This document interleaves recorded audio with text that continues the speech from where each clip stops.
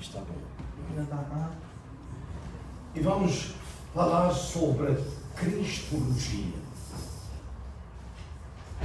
Quais são as questões que a Cristologia trata?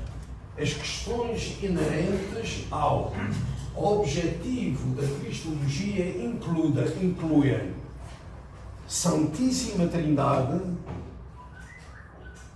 que é um grande mistério, que diz respeito ao relacionamento entre Deus, Jesus e o Espírito Santo, bem como o renascimento e a relação entre Jesus, o Espírito Santo e as pessoas caídas.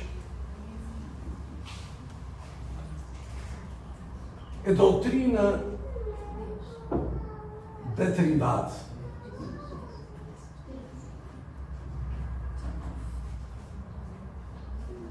Quando os cristãos falam da Santíssima Trindade, refere-se que há um só Deus em três pessoas: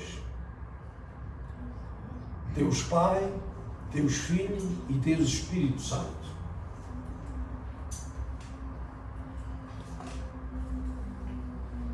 Todavia, temos de compreender qual é realmente o problema de ficarmos nesta ignorância acerca da Trindade, porque não se conheceu até hoje, aos nossos dias, qual é o ideal de Deus. Qual é a finalidade para Deus criar? Nunca ninguém soube até hoje. É realmente um assunto que nem sequer passa pela mente dos teólogos e do simples cristão. Por conseguinte, Deus tinha originalmente, e agora vamos falar sobre o valor da pessoa que realiza a finalidade da criação. O relacionamento entre Deus e uma pessoa completamente matura, física e espiritualmente, assemelha-se ao relacionamento entre as características duais, Sung Sang, Yang Sang e Yin Yang. Jesus falou este estado de perfeição dizendo: sede, pois, perfeitos, como é perfeito o vosso Pai Celestial. Eu vos digo que esta afirmação de Jesus, quando ouvi pela primeira vez, fiquei muito apreensivo e pensei, como criança, como é que Jesus disse que devíamos ser perfeitos como o nosso Pai do céu é perfeito? Mas eu não vejo ninguém assim. O que quer isto dizer? Quer dizer que estamos no mundo das trevas, no mundo da ignorância, no mundo onde se não realizou o ideal de Deus. Porque isto significa ser perfeitos como o Pai do céu é perfeito, significa o cumprimento da primeira grande bênção. Crescer, tornar-se maturo e finalmente perfeito, com o Pai Celestial. Por conseguinte, este relacionamento entre Deus e a pessoa que é totalmente matura física e espiritualmente tem a sua mente e o seu corpo unidos. E isto é o problema que nós lutamos, devemos sempre ter presente todos os dias. A minha mente e o meu corpo estão unidos. Se não nos preocuparmos com este ponto, o resto nunca virá. Nunca nos tornaremos perfeitos como o Pai do Céu é perfeito. Nunca. Por isso, como eu referi ontem, o verdadeiro Pai, eu ouvi diretamente, com os meus ouvidos, várias vezes. Nós aplaudimos quando ele vinha dar a palavra e ele dizia: então, estão unidos espírito e corpo? Resposta: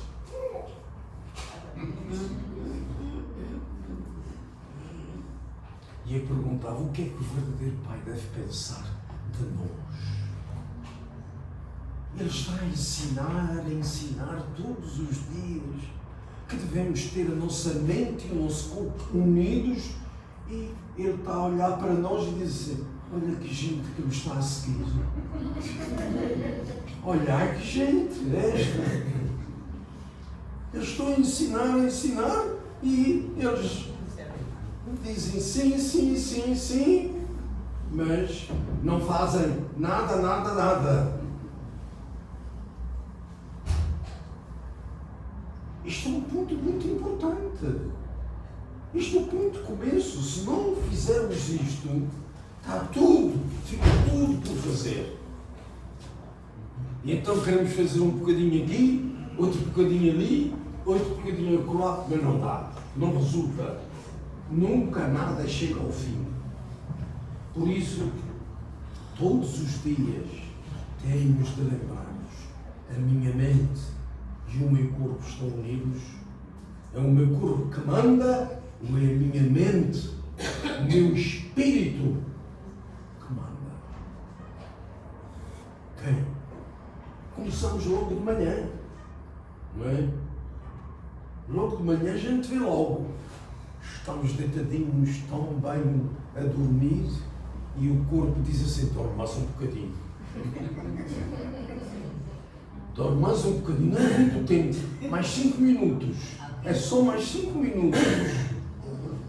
Os 5 minutos passam para 1 hora e a gente acorda: ainda estou muito cansado. Eu tenho de pedir perdão, mas eu tenho de dormir mais. Mas quem é que está a mandar? É o espírito ou é o corpo?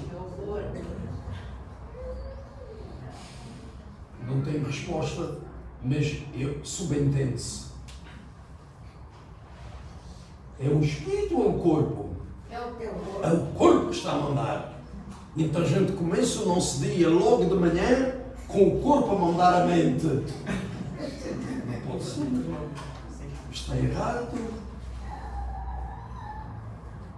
Sede perfeitos como o Pai do Céu é perfeito. Não é outra coisa qualquer. É como o Pai do Céu é perfeito.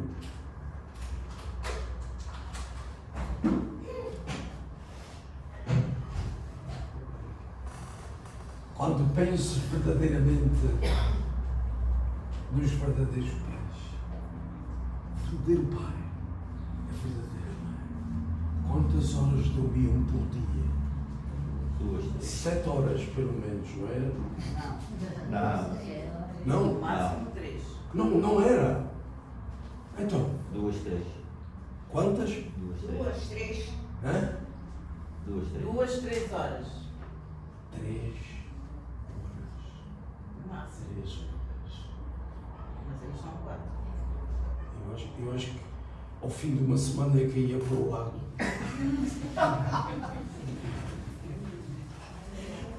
É verdade. E eu pergunto: como é que eu vou me tornar perfeito como o Pai do Céu é perfeito e a minha mente e o meu corpo estão unidas? Unidos como? Isto parece uma coisa muito simplória, mas isto é fundamental. Porque temos de pensar sempre assim. Eu amo mais o meu corpo ou amo mais Deus e os verdadeiros pais? Se pensarmos nestes moldes, não vamos ficar confortáveis. Quando o corpo está a dizer, fica aí, dorme mais um bocadinho. Trabalhaste muito ontem. Ontem foi um dia muito cansativo, tu precisas descansar, caso contrário, hoje não trabalhas nada. Dorme mais. Fica mais. Não pode ser. Unidade, espírito e corpo. Está bem? Já dei a mensagem desta parte. Portanto, essa pessoa perfeita realmente é a pessoa que tem a sua mente que é guiada pela verdade de Deus como sujeito e o seu corpo como objeto. O objeto deve seguir a mente, deve estar em relação harmoniosa com a mente. Está bem até aqui? Sim. O Carlos ainda não tinha ouvido isto, pois não? Nunca. Ninguém ouviu. Ele vai perguntar aos seus amigos e eles vão dizer o quê? O que é isso? Não. Pois é. Portanto, isto foi o que Jesus nos mostrou com o seu exemplo, ser unido mente e corpo como um e unido com Deus. Os verdadeiros pais tivemos o privilégio. Nós nem imaginamos o privilégio, a bênção grande de nós vivermos ao mesmo tempo, na mesma altura que os verdadeiros pais. Bilhões e bilhões de pessoas no mundo inteiro e no mundo espiritual nunca tiveram esta bênção. Por isso nós não temos razões de queixa, porque tivemos a viver com alguém que vivia com a mente e corpo unidos com o Pai Celeste. Está bem?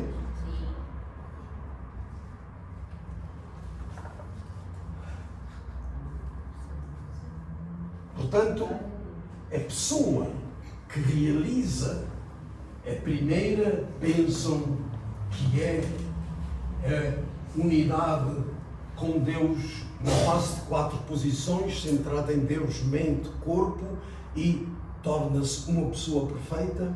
Esta é a finalidade da criação em nível individual, e isto significa ter, essa pessoa tem um valor divino. Por isso é que nós dizemos, Jesus dizia, quem me vê a mim, vê o Pai. Portanto, ele tinha o valor divino. Ele era o Deus visível. E é isto que nós temos de ser. Isto não é apenas teoria. É aquilo que nós devemos ser praticamente. Senão, não somos exemplo para ninguém. Queremos dar um exemplo, como Jesus, como verdadeiros pais. E tu? E tu, porque que não és tu também? É verdade ou não? Sim.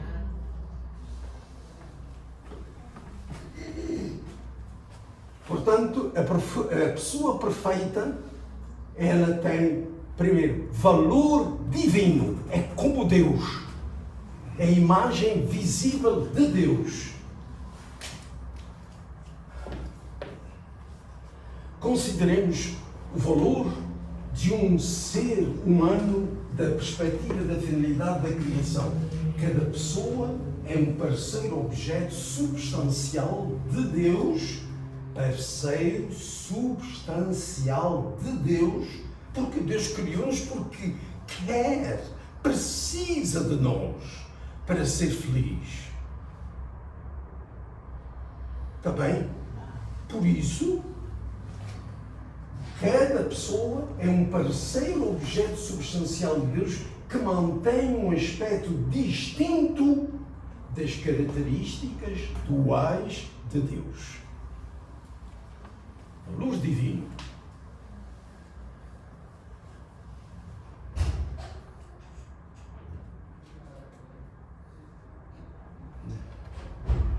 Por isso, essa pessoa é o segundo característica. Essa pessoa é uma pessoa única.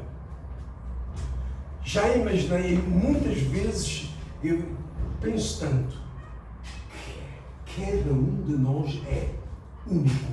Não existe uma cópia de nós. Já pensaram bem nisto? Não há nenhuma outra pessoa igual a nós em bilhões, trilhões, quadrilhões de pessoas. Isto quer dizer que só nós, individualmente, exclusivamente, podemos dar alegria a Deus. Porque temos uma característica que Ele nos deu única. Ninguém tem. Só eu tenho.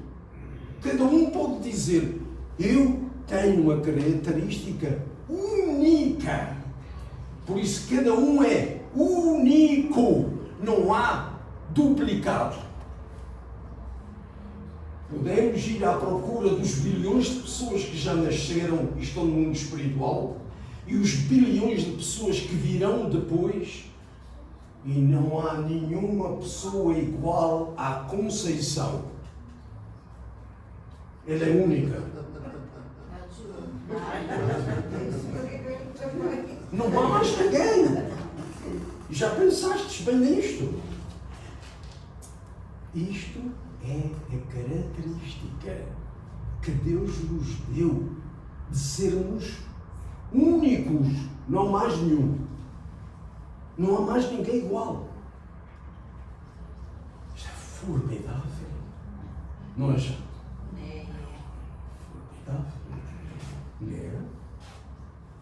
Dizer que eu só tenho uma característica que ninguém mais tem e que Deus pode sentir alegria comigo. Que coisa maravilhosa! Somos realmente exclusivos, únicos. Portanto, essa pessoa que é única em todo o universo, que pode estimular esse aspecto distinto da natureza de Deus e proporcionar-lhe alegria.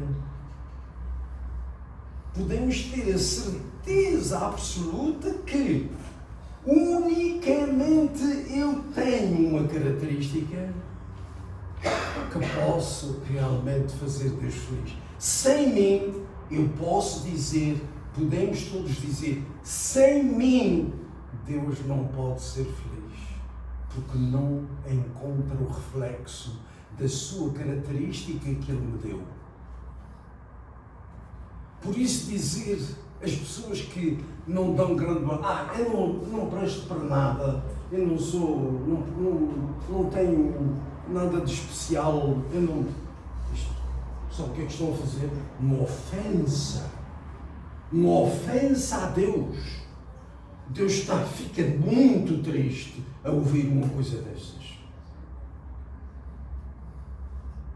Já pensaram nisto?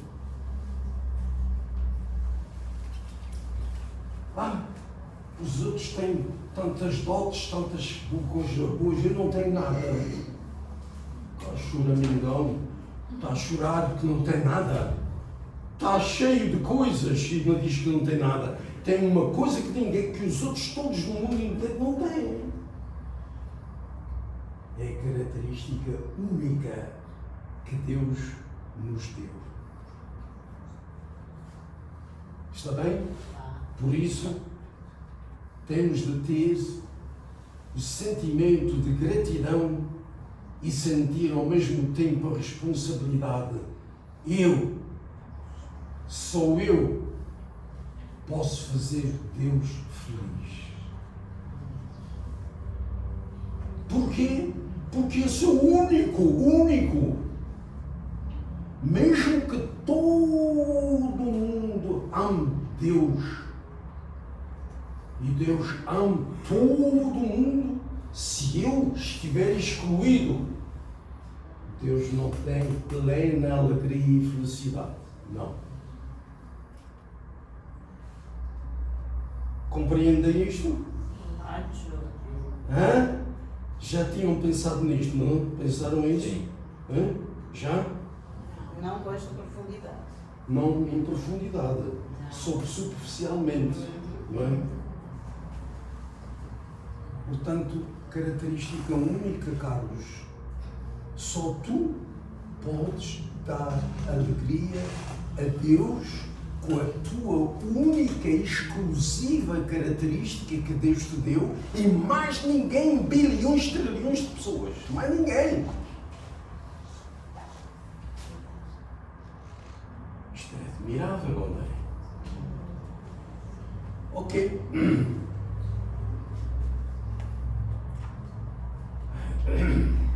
Cá está. Portanto, só cada pessoa que tenha completado a finalidade da criação é, deste modo, uma existência única. Não há mais nenhum Emmanuel em todos os bilhões e trilhões de pessoas que se chamam Emmanuel. Têm todos o nome Emmanuel, mas não têm a característica única do Emmanuel Auer e Silva.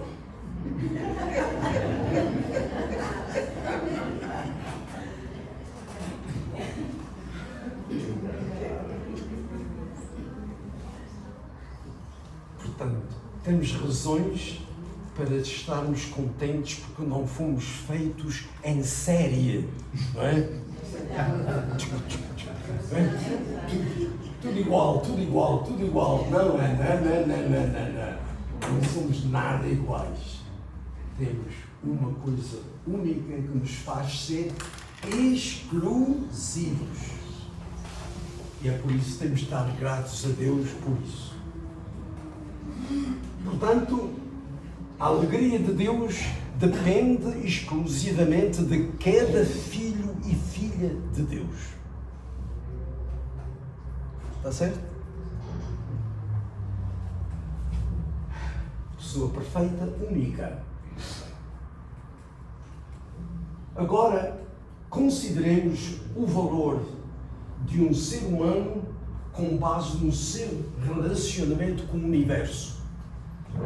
O universo é do desdobramento substancial das características duais do ser humano. Por conseguinte, o espírito de uma pessoa retém todos os elementos do mundo espiritual, enquanto a sua carne retém todos, isto é, o seu corpo físico retém todos os elementos do mundo físico.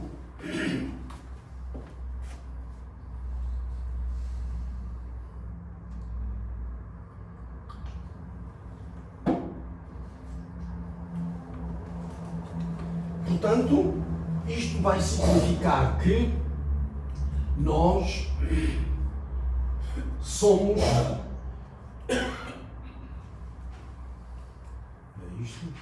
Isto quer dizer que uma pessoa que cumpra e tenha completado a finalidade da criação retém assim as essências de tudo no cosmos.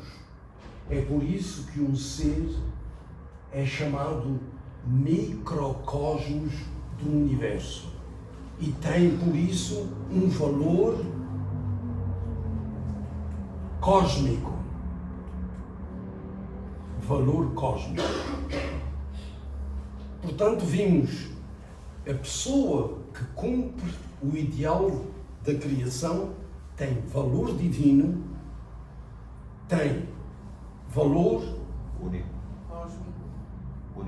único e tem valor cósmico. Já vistes a grandeza de cada ser humano, de cada um de nós?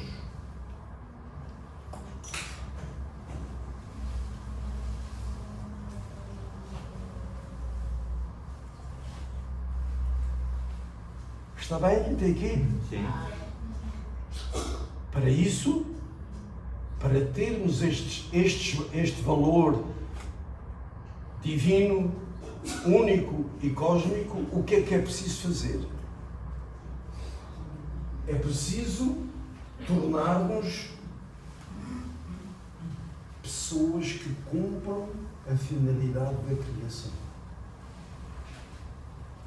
Portanto, eu compreendo a situação de Deus e a situação dos verdadeiros pais, que estão todos os dias desejando ver-nos como pessoas com estes valores, valor divino, único e cósmico. E todos os dias olham para nós e dizem com esperança: hoje ele vai avançar, hoje ela vai avançar neste objetivo, e hoje vai conseguir mais um passo, porque quer ver todos os meus filhos e minhas filhas com um valor divino, um valor único e um valor cósmico. Isto é o anseio dos pais em relação aos seus filhos. E este é o desejo de Deus em relação a nós.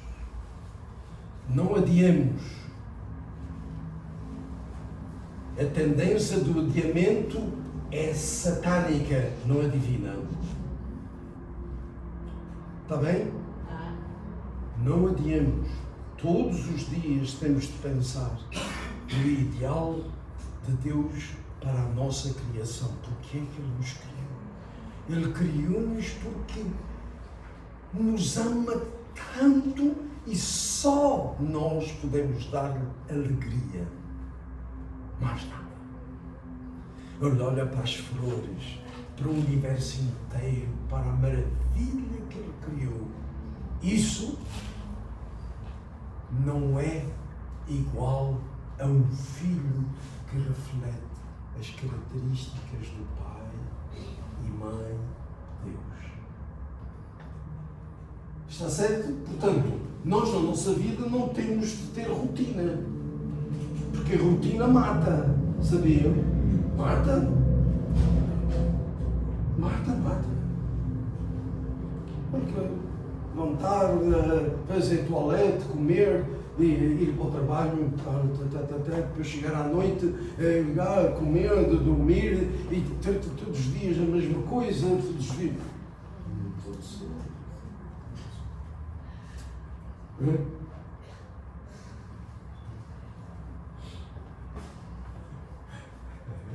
Portanto, Adão perfeito, Jesus e a restauração da árvore da vida. Portanto, como sabemos, no Gênesis, depois de Adão e Eva terem comido o fruto, Deus veio ter com eles e perguntou a quem? A Adão, não foi? Foi. Porquê comeste o fruto? Resposta de Adão: Eva, a companheira que me destes, foi ela a culpada. Eva, porquê comeste o fruto? Foi a serpente que me induziu a comer do fruto.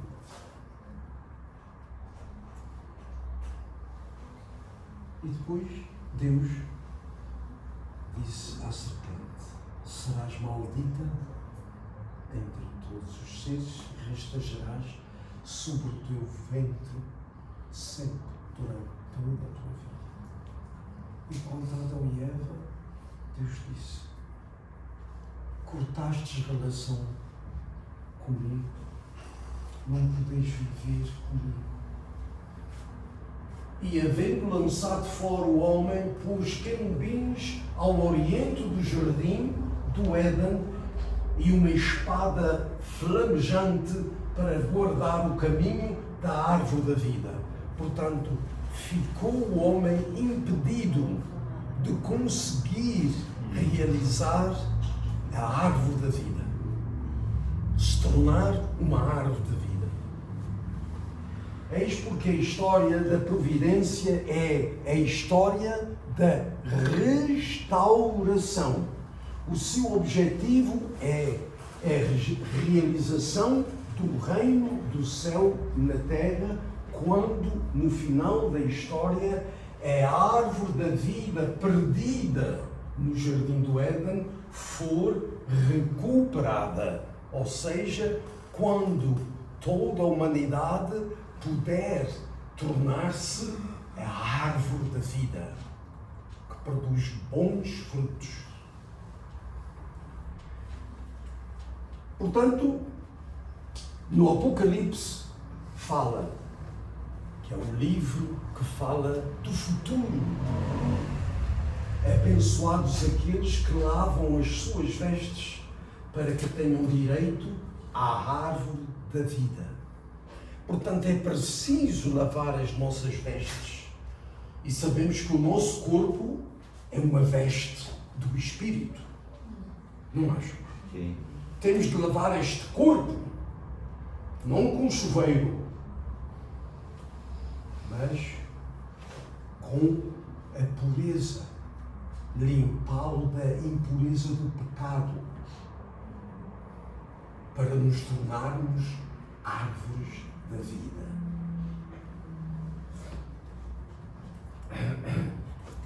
Por conseguinte, a recuperação de Adão perfeito,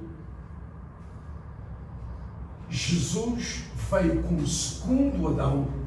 Jesus foi a árvore da vida. Não tinha morte nele. A morte não entrou em Jesus. E por conseguinte, Adão perfeito é aquele que realiza o ideal da criação. Jesus realizou o ideal da criação. Por conseguinte, Jesus foi o Adão que realizou o ideal de Deus, cumprindo a primeira grande bênção. Se Adão tivesse realizado o ideal da perfeição simbolizado pela árvore da vida no jardim do Éden, esse Adão e Jesus, simbolizado pela árvore da vida no livro do Apocalipse, teriam sido idênticos no sentido de terem realizado a finalidade da criação. Esta é a similitude entre Adão perfeito e Jesus, que atingiu a perfeição. Uma pessoa perfeita tem o mesmo valor divino, ela é única no cosmos e, além disso, possui o valor cósmico. Isto é o resumo. Pessoa perfeita. Não há maior valor que o de uma pessoa que tenha realizado o ideal da criação. Portanto, se nós analisarmos a nós próprios, nós, diante de Deus, não temos grande valor, nem pequeno valor. Porquê? Porque não realizamos o ideal de Deus da primeira bênção, ser perfeitos.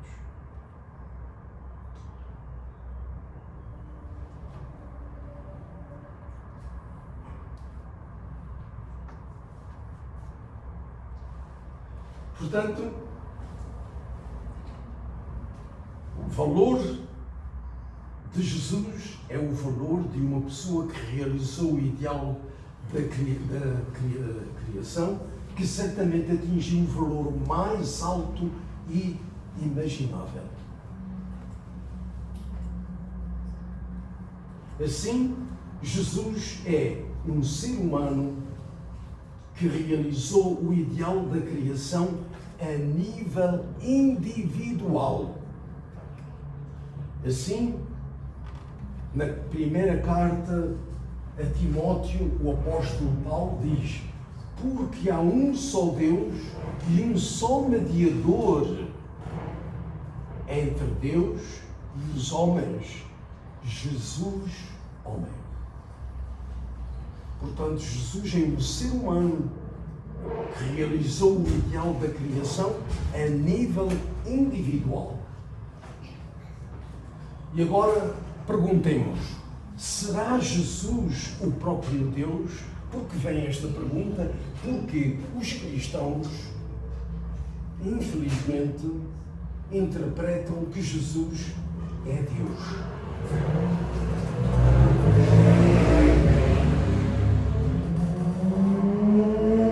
Jesus é o Filho de Deus e é um com Deus. Todavia, Jesus não é o Criador. E é por isso que eu fui educado no cristianismo e recordo-me, vem muitas vezes à minha mente esta imagem. Eu recordo, não sei agora a idade, de ir à igreja, estava a igreja vazia, sozinho, e orava. E orava nesse dia.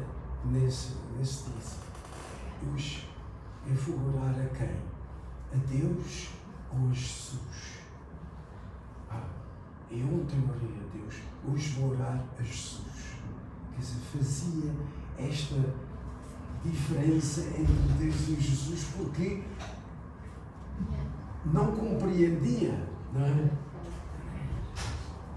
Porque é assim, ouvia os ensinamentos que Deus é o Criador, o Pai, e Jesus é o Filho, mas os cristãos, a doutrina cristã ensina que é a mesma coisa. Deus ou Jesus é a mesma coisa. Não é verdade. Portanto, isto para dizer que quando Jesus foi interrogado pelo seu apóstolo Filipe, Filipe pediu a Jesus que lhe mostrasse Deus. E Jesus disse: quem me vê, vê o Pai. Como é que tu dizes, mostra-nos o Pai? Não crês que eu estou no Pai e o Pai está em mim? Desta resposta, os cristãos dizem: Deus, Jesus é Deus. Mas não é assim a interpretação verdadeira. Jesus era sim Deus visível, mas não o Deus criador. Por isso que todos nós somos para ser Deus visível. Todos, sem exceção. Não é só Jesus.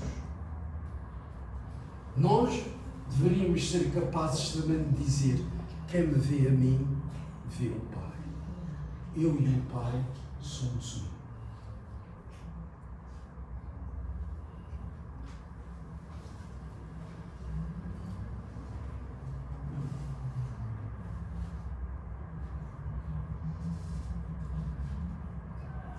Será? Está assim. Sim. Não é heresia. Não. Não.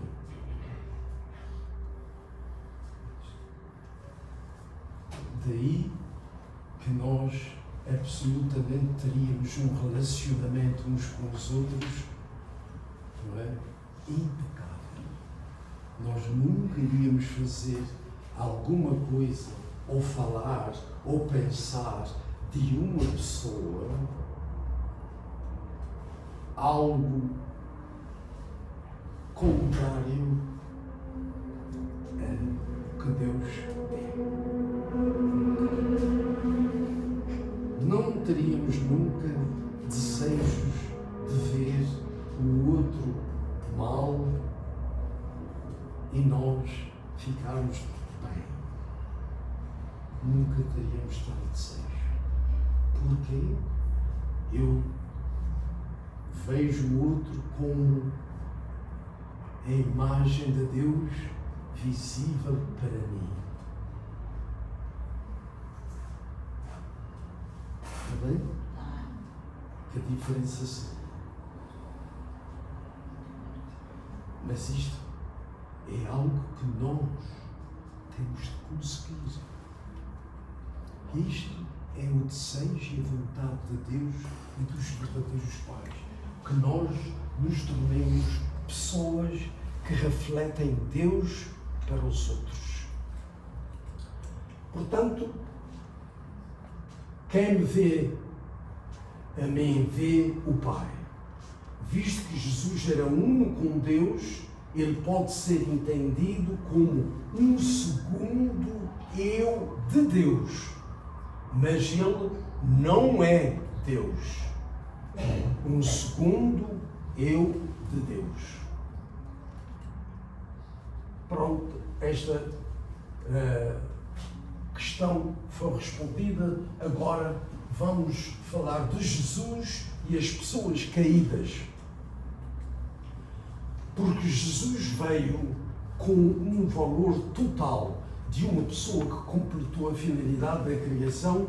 Ele tem o domínio sobre os anjos e sobre todas as coisas da criação.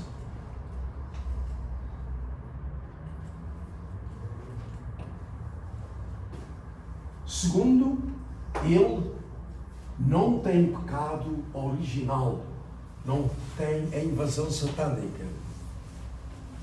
Terceiro, Jesus entendia perfeitamente a vontade e o coração de Deus. Quando Jesus, no jardim do Getsemane, orou e pediu aos seus discípulos que orassem com ele, ele derramou lágrimas de sangue. Não foi lágrimas cristalinas, lágrimas de sangue. Por quê?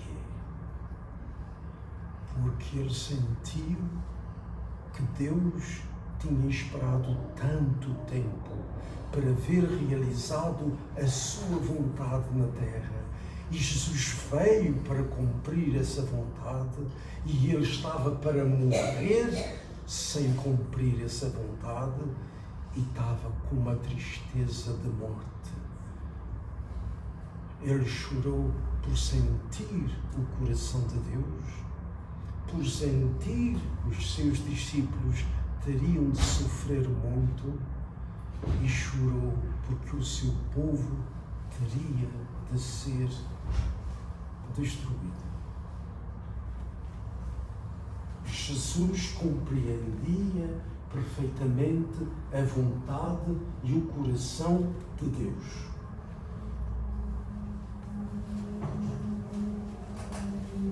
E quarto, sentia o coração de Deus como uma realidade pessoal na sua vida. Portanto, Jesus tem esta imagem. As pessoas caídas não têm nada do valor de uma verdadeira pessoa que tenha completado a finalidade da criação. Pelo contrário, a pessoa caída está num estado tão baixo que olha os anjos como seus superiores e os quais foram criados como seus subordinados. Por isso, hoje é para nós mostrarmos o apreço por alguém, diz: "Oh, meu anjo". E nós ficamos todos contentes. Seu anjo. Não sabemos que o anjo está inferior ao nível de um filho de Deus? Nós somos para sermos filhos de Deus e não para sermos anjos. Está bem? Oh, meu anjo, por favor, chame-me filho de Deus. É uma boa lição para quem quer muito bem de nós.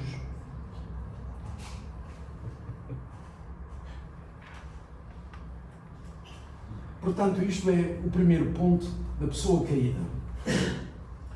Olha os anjos como seus seres superiores. Segundo, uma pessoa caída com o pecado original está ligada a uma condição que Satanás utiliza para poder atacar. Estamos todos debaixo do domínio debaixo do ataque de Satanás, dominados pela sua natureza.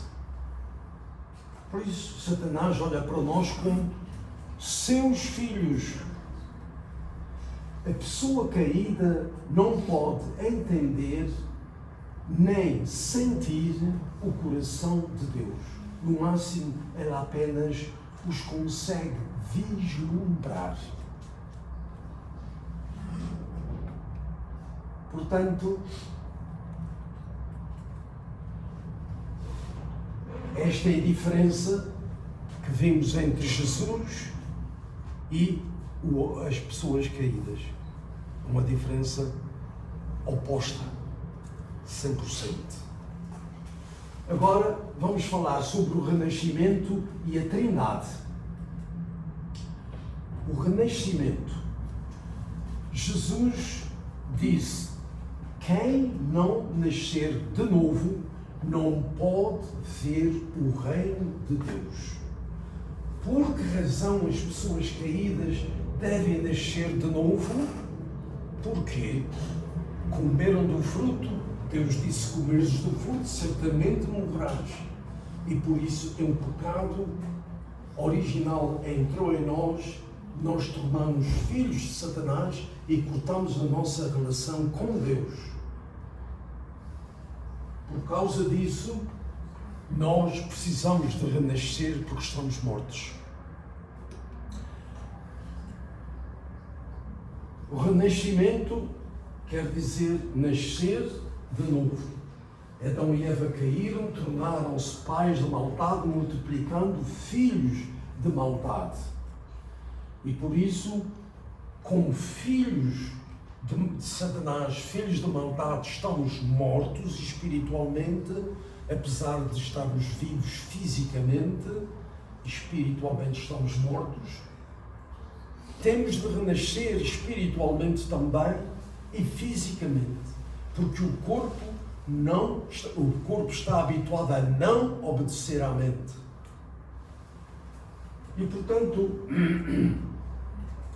filhos de Satanás é a condição do homem após a queda dos primeiros antepassados.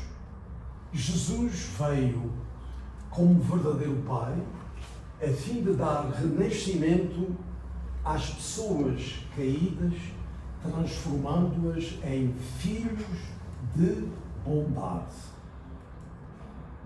perfeitamente limpos do pecado original. O Espírito Santo veio como a verdadeira mãe, como a esposa de Jesus espiritual.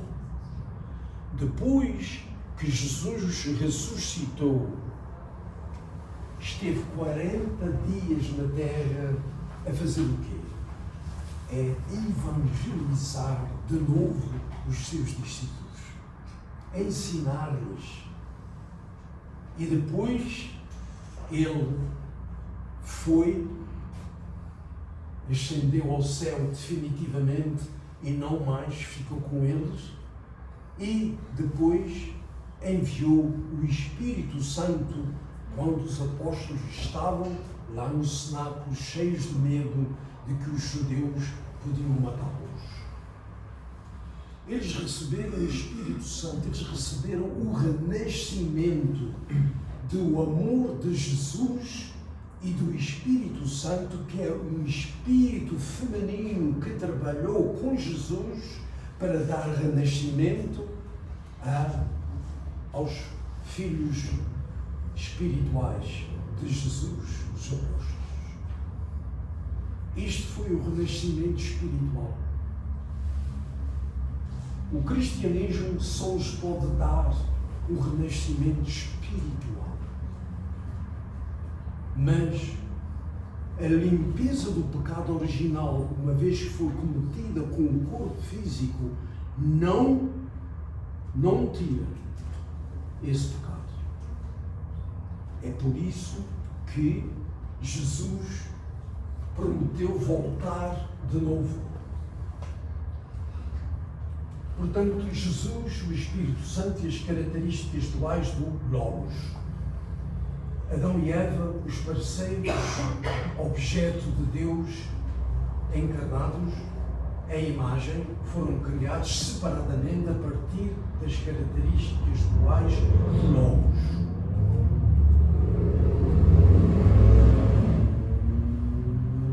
Porque eles caíram, este mundo tornou-se um inferno na terra. Por isso Jesus foi enviado por Deus para poder fazer com que o pecado original fosse erradicado. Porém, Jesus tornou-se verdadeiro Pai dos cristãos e a verdadeira Mãe, o Espírito Santo. O Espírito Santo veio na posição de verdadeira Mãe espiritual. O renascimento espiritual, através de Jesus e do Espírito Santo, só dá renascimento espiritual, não total. Por isso, através deste amor de Jesus e o Espírito Santo na posição de verdadeira Mãe, nós renascemos como novas pessoas a nível espiritual. Somente renascimento espiritual nos é concedido. Isto, portanto, chama-se o renascimento espiritual.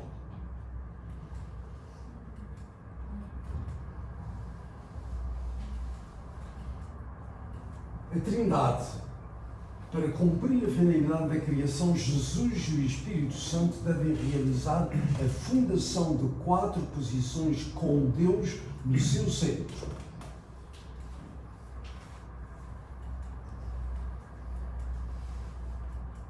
Trindade espiritual.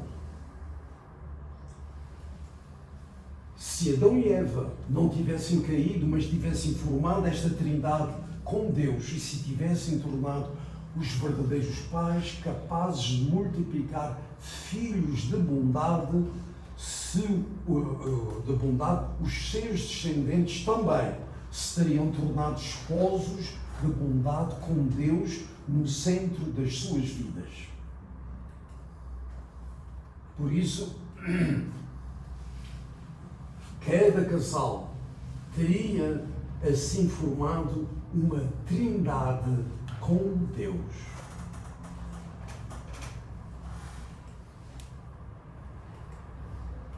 Todavia, como sabemos, a trindade que foi formada depois da queda foi Satanás, Adão, Eva e formou uma base de 4 posições que geraram filhos de maldade até ao tempo presente. Portanto, esta é a trindade centrada em Satanás que resultou durante estes milhões de anos. Conclusão que as trindades espirituais e perfeitas, Jesus e o Espírito Santo em unidade com Deus, só podiam formar uma trindade espiritual. Eles só podiam cumprir a missão de verdadeiros pais espirituais. Por conseguinte, Cristo, o Senhor da segunda vinda, é necessário voltar para cumprir o que Jesus não pôde cumprir. Porque não o deixaram cumprir. Não porque ele foi incapaz pessoalmente de o fazer. Portanto, com Cristo, que deve voltar na forma de homem físico e encontrar a sua esposa, juntos formarão na terra uma trindade perfeita com Deus, tornando-se os verdadeiros pais da humanidade. Eles darão renascimento espiritual e físico às pessoas caídas, removendo o pecado original para poderem formar na terra trindades com Deus no centro.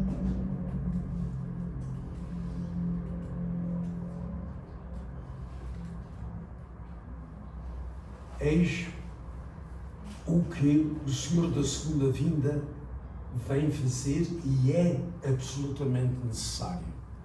Quem não renascer através do Senhor da segunda vinda não pode entrar no reino do céu, porque tem pecado original. Ele vem para que nós possamos renascer através dele, espiritualmente e fisicamente. E assim podermos realmente começar um mundo novo de Deus, o reino do céu na terra. Terminamos